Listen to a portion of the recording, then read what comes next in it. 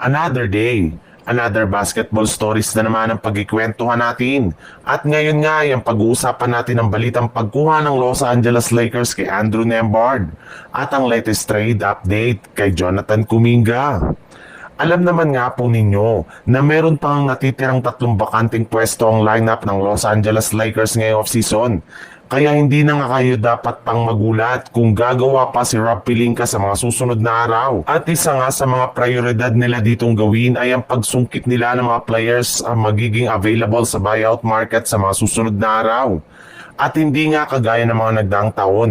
Simula nga na makuha nila si Luka Doncic ay mas dumami nga na rin naman nga ang mga player na nagkaka-interest na ngayon sa pagsali at paglalaro sa Lakers kaya hindi na nga sila nahihirapan pa na mag-recruit.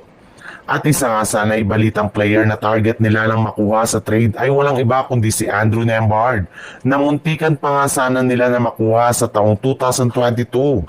Sadyang mas pinili lamang nga nilang kunin si Max Creeks. Ngunit ngayon nga ay may pagkakataon na sila na makuha ito ay susubukan na nga silang kunin sa isang trade.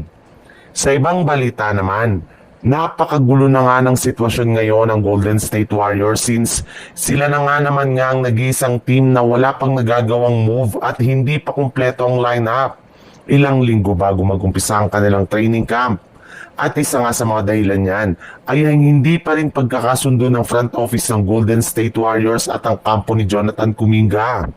Well, mismo si Kuminga na nga ang nagsabi na gusto pa rin nga daw sana niya na manatili at maglaro sa kanilang lineup sa mga susunod na taon.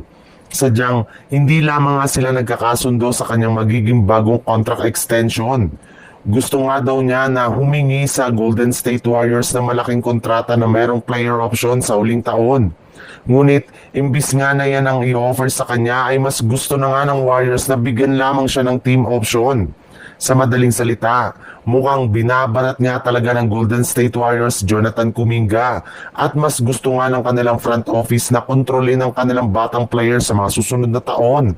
Kaya nga ang mismo ang dahilan bakit hindi sila magkasundo sa sitwasyon ni Kuminga ngayong off-season.